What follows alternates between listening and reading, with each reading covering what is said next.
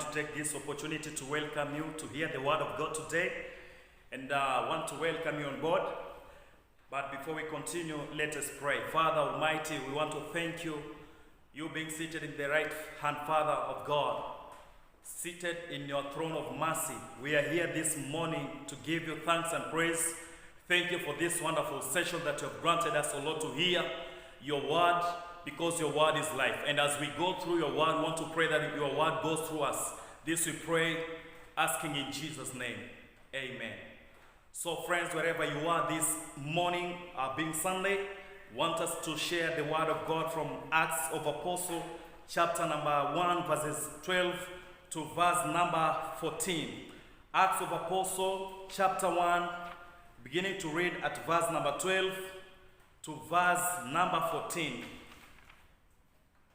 And I am using the Revised Standard Version. The Revised Standard Version, you can get there with me. We read together in Acts chapter number 1, verses number 12 to verse number 14. This being the 7th Sunday of Easter. Let us read together. They then returned to Jerusalem from the mount called Olivet, which is near Jerusalem, a Sabbath day's journey away. And when they had entered, they went up to the upper room where they were staying. Peter and John and James and Andrew, Philip and Thomas, Bartholomew and Matthew, James the son of Alphaeus, and Simeon the Zealot, and Judas the son of James. All these with one accord devoted themselves to prayer, together with the women and Mary, the mother of Jesus, and with his brothers. Praise the name of the Lord. As we focus in these three verses, verse 12, 13, and 14, I want to tell you that I want to encourage you that today we're going to focus on point number 1. Great faith does not require perfect people, because here we read that we see Peter and Bartholomew. And Peter is one who denied Christ 3 times. And Bartholomew is one who said that, can anything good come from Nazareth? So these people were not perfect, but Jesus Christ, after his resurrection, wanted to make them perfect so that they can be used for the glory of God and for the ministry that the Lord wants to accord them. Today I want to encourage you that wherever you are, the Lord can still use you. Just accept him and do not deny Christ. Accept his love, because he loved you. That's why he died on the cross. So today I want to tell you that the Lord wants to use you because the great faith does not require perfect people. But I want to say these perfect people can only be created or be made by Jesus Christ. I know we are not perfect, but the Lord can still work in us when we accept him to be our Lord and Savior. As we continue, we read here that they went a Sabbath day's journey. According to scholars, or according to Bible scholars, they say that it's like 1 to 2 miles according to rabbis. Here we find that men and women together, they came together to pray together. They came together to share the word of God together.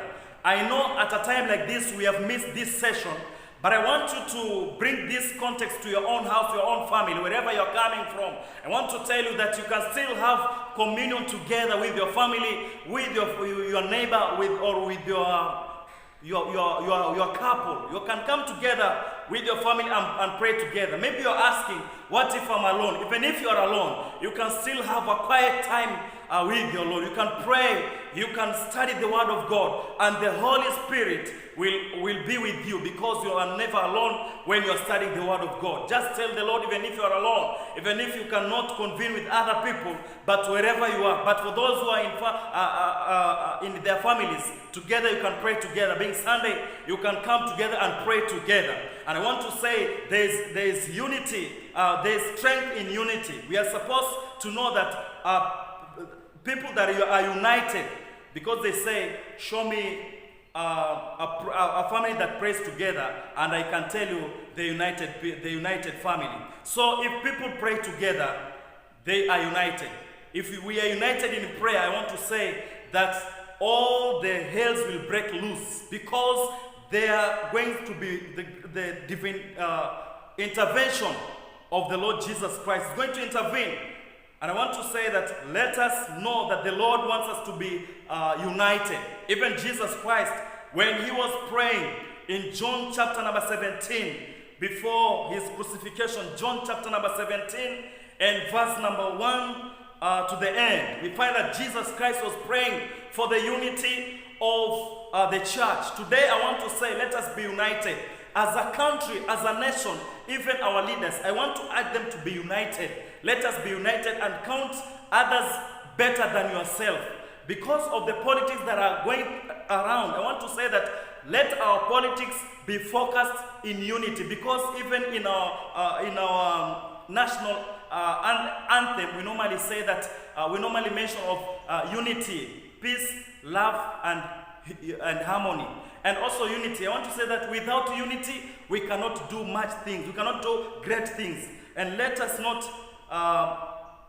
welcome the devil by dividing ourselves. When we are divided, then I want to tell you that even if when the church is divided, I want to tell you that we cannot please God. So if we want to please God, let us know that we are supposed to be united.